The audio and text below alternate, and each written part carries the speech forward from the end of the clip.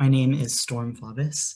I'm an undergraduate student at Emporia State University, and this is my research study on the effect of a researcher's virtual presence on college students' anxiety levels. Now, do you ever feel that you change your answer to fit in? You might not be alone. Assessment formats have been shown to have an impact on self-disclosure of information that is deemed socially undesirable, such as anxiety, depression, drug use, and other things. Teens have been shown to report socially undesirable behavior more when they are completing a self-administered survey. Now, this may be because they feel as if their answers are anonymous because they're not being watched. And people that have higher levels of socially desirable response bias tend to underreport depression and other stigmatized information. Now, my prediction was that if a group of participants were to take an anxiety survey online without the researcher in Zoom, then the anxiety scores will be higher than the group that has the researcher in Zoom while completing the survey. I had 26 undergraduate students as participants in this research, 5 men, 20 women, and 1 other. The average age was 19.42 with a standard deviation of 2.89 and an N of 26. There were 18 freshmen, 4 sophomores, 2 juniors, and 2 seniors. And the way that I gained my participants was through the psychology department research pool and Canvas. The materials that I used in my research study was Zoom, and then a demographic survey and the STAI. The demographic survey consisted of 5 demographic items, of which were gender, age, classification, race, and ethnicity. The STAI includes 20 Likert scale items, such as statements as, "I feel calm," and this is on a 4-point Likert scale. The design of my research was a 2-group quasi-experimental design. The independent variable was the Zoom group and the no Zoom group, and the dependent variable was the anxiety scores. The procedure for my Zoom group was that I sent participants a link to the Zoom meeting and a link to the survey prior to the Zoom meeting.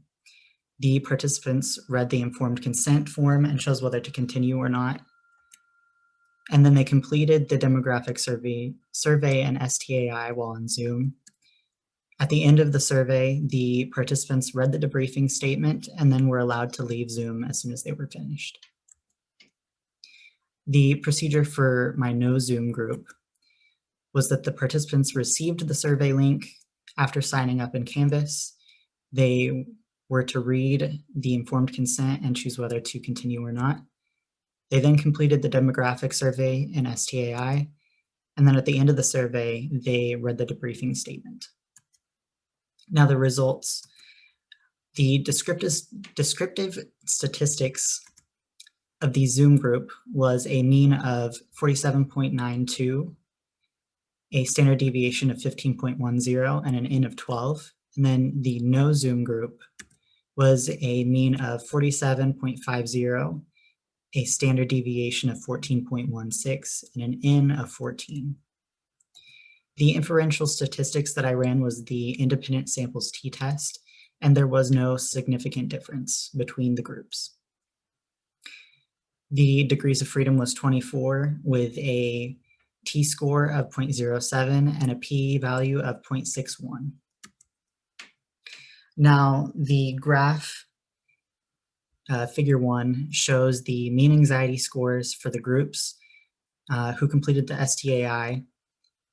And as you can see, there was not much of a difference between the groups for their mean anxiety scores. The error bars represent the standard deviations, and higher scores indicate greater anxiety. My conclusion was that my presence in the Zoom group did not affect the anxiety scores. The past research shows that this result could have been due to age similarities of myself and participants. I am an undergraduate college student just as they are, and I might not have the authority that they feel someone else older than myself would have. So they are more likely to divulge sensitive information with me around because we are of the same age group. And on measures with complex tasks, it has been shown that there is an effect of whatever the task may be while these people are being observed. And because I didn't require any complex tasks, my presence may not have affected the outcome of their scores. And then I possibly didn't find any difference in the anxiety scores because of the state of the world right now. The pandemic has everyone's anxiety and stress levels high, and my experiment might not have added much to their already high anxiety scores. My limitations were that this was a convenient sample, and it was virtual rather than face-to-face. I had originally planned before the pandemic to run a face-to-face study instead of having the virtual Zoom face-to-face. And future research, I would like to have one-on-one with participants similar to mental health screenings. And then I would like to test out different mental health measures such as measures for depression and well-being and see if that has any effect of my presence on their scores. And then I would like to compare groups using social desirability measures to see whether the social desirability of a person, their response bias, has any effect on how much they divulge sensitive information. And then the bottom line is that if you're stressed, make an appointment with the Wellness Center. The state of the world leaves everyone